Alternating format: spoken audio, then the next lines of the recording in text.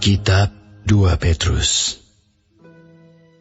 Dari Simon Petrus, hamba dan rasul Yesus Kristus, kepada mereka yang bersama-sama dengan kami memperoleh iman oleh karena keadilan Allah dan Juru Selamat kita, Yesus Kristus.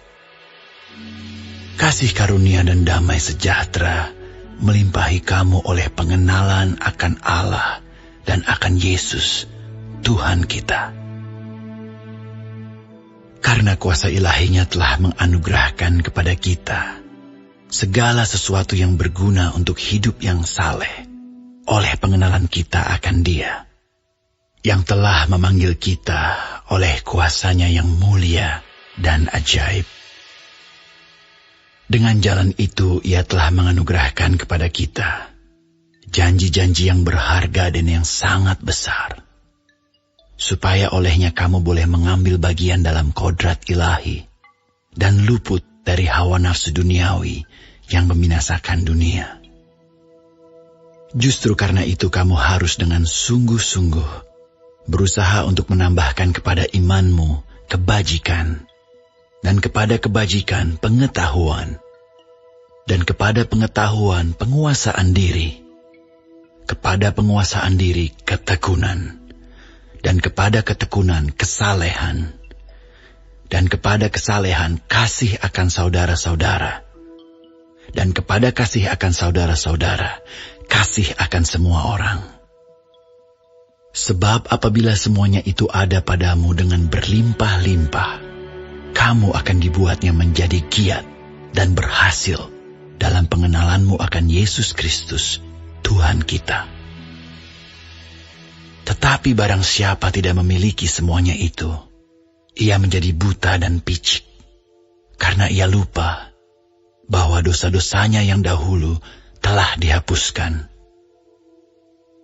Karena itu saudara-saudaraku, berusahalah sungguh-sungguh supaya panggilan dan pilihanmu makin teguh. Sebab jikalau kamu melakukannya, kamu tidak akan pernah tersandung. Dengan demikian kepada kamu akan dikaruniakan hak penuh untuk memasuki kerajaan kekal, yaitu kerajaan Tuhan dan Juru Selamat kita, Yesus Kristus. Karena itu aku senantiasa bermaksud mengingatkan kamu akan semuanya itu, sekalipun kamu telah mengetahuinya dan telah teguh dalam kebenaran yang telah kamu terima. Aku menganggap sebagai kewajibanku untuk tetap mengingatkan kamu akan semuanya itu, selama aku belum menanggalkan kemah tubuhku ini. Sebab aku tahu bahwa aku akan segera menanggalkan kemah tubuhku ini, sebagaimana yang telah diberitahukan kepadaku oleh Yesus Kristus, Tuhan kita. Tetapi aku akan berusaha supaya juga sesudah kepergianku itu, kamu selalu mengingat semuanya itu. Sebab kami tidak mengikuti dongeng-dongeng isapan jempol manusia ketika kami memberitahukan kepadamu kuasa dan kedatangan Tuhan kita Yesus Kristus sebagai Raja. Tetapi kami adalah saksi mata dari kebesarannya. Kami menyaksikan bagaimana Ia menerima kehormatan dan kemuliaan dari Allah Bapa ketika datang kepadanya suara dari Yang Maha Mulia yang mengatakan, "Inilah anak yang kukasihi, kepadanyalah aku berkenan." Suara itu kami dengar datang dari sorga ketika kami bersama-sama dengan Dia di atas gunung yang kudus. Dengan demikian kami makin diteguhkan oleh firman yang telah disampaikan oleh para nabi. Alangkah baiknya kalau kamu memperhatikannya, sama seperti memperhatikan pelita yang bercahaya di tempat yang gelap, sampai fajar menyingsing dan bintang timur terbit bersinar di dalam hatimu. Yang terutama harus kamu ketahui ialah bahwa nubuat-nubuat dalam kitab suci tidak boleh ditafsirkan menurut kehendak sendiri. Sebab tidak pernah nubuat dihasilkan oleh kehendak manusia, tetapi oleh dorongan Roh Kudus, orang-orang berbicara atas nama Allah.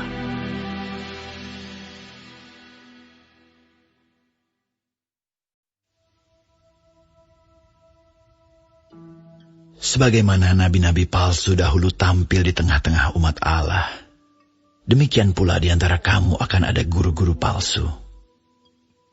Mereka akan memasukkan pengajaran-pengajaran sesat yang membinasakan. Bahkan mereka akan menyangkal penguasa yang telah menebus mereka, dan dengan jalan demikian segera mendatangkan kebinasaan atas diri mereka. Banyak orang akan mengikuti cara hidup mereka yang dikuasai hawa nafsu, dan karena mereka jalan kebenaran akan dihujat. Dan karena serakahnya, guru-guru palsu itu akan berusaha mencari untung dari kamu dengan cerita-cerita isapan jempol mereka. Tetapi untuk perbuatan mereka itu, hukuman telah lama tersedia, dan kebinasaan tidak akan tertunda.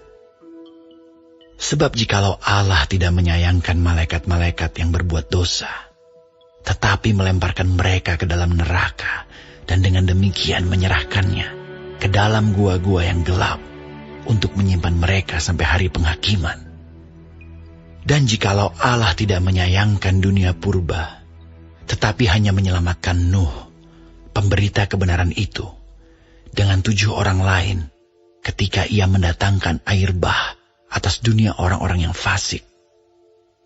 Dan jikalau Allah membinasakan kota Sodom dan Gomora dengan api, dan dengan demikian memusnahkannya dan menjadikannya suatu peringatan untuk mereka yang hidup fasik di masa-masa kemudian, tetapi ia menyelamatkan Lot, orang yang benar, yang terus-menerus menderita oleh cara hidup orang-orang yang tak mengenal hukum dan yang hanya mengikuti hawa nafsu mereka saja. Sebab orang benar ini tinggal di tengah-tengah mereka, dan setiap hari melihat dan mendengar perbuatan-perbuatan mereka yang jahat itu, sehingga jiwanya yang benar itu tersiksa. Maka nyata bahwa Tuhan tahu menyelamatkan orang-orang saleh dari pencobaan, dan tahu menyimpan orang-orang jahat untuk disiksa pada hari penghakiman. Terutama mereka yang menuruti hawa nafsunya, karena ingin mencemarkan diri dan yang menghina pemerintahan Allah. Mereka begitu berani dan angkuh, sehingga tidak segan-segan menghujat kemuliaan. Padahal malaikat-malaikat sendiri, yang sekalipun lebih kuat dan lebih berkuasa daripada mereka, tidak memakai kata-kata hujat kalau malaikat-malaikat menuntut hukuman atas mereka di hadapan Allah. Tetapi mereka itu sama dengan hewan yang tidak berakal, sama dengan binatang yang hanya dilahirkan untuk ditangkap dan dimusnahkan. Mereka menghujat apa yang tidak mereka ketahui, sehingga oleh perbuatan mereka yang jahat, mereka sendiri akan binasa seperti binatang liar, dan akan mengalami nasib yang buruk sebagai upah kejahatan mereka. Berfoya-foya pada siang hari, mereka anggap kenikmatan. Mereka adalah kotoran dan noda yang mabuk dalam hawa nafsu mereka kalau mereka duduk makan minum bersama-sama dengan kamu.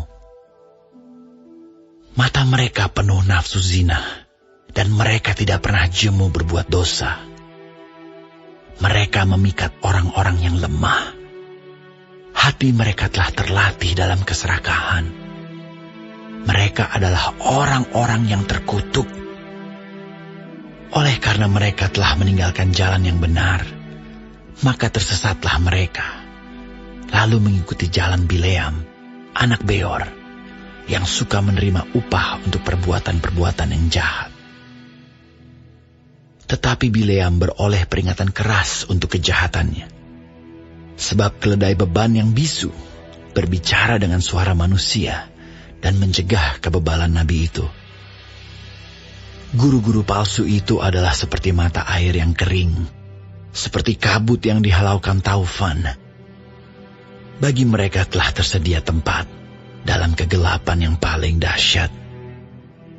Sebab mereka mengucapkan kata-kata yang congkak dan hampa dan mempergunakan hawa nafsu cabul untuk memikat orang-orang yang baru saja melepaskan diri dari mereka yang hidup dalam kesesatan.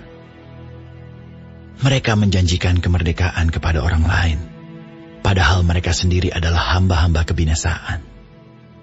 Karena siapa yang dikalahkan orang, ia adalah hamba orang itu.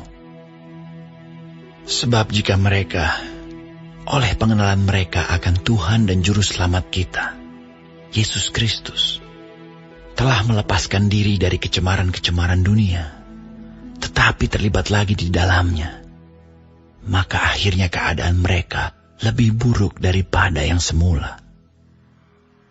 Karena itu bagi mereka adalah lebih baik jika mereka tidak pernah mengenal jalan kebenaran daripada mengenalnya, tetapi kemudian berbalik dari perintah kudus yang disampaikan kepada mereka. Bagi mereka cocok apa yang dikatakan peribahasa yang benar ini. Anjing kembali lagi ke muntahnya, dan babi yang mandi kembali lagi ke kubangannya.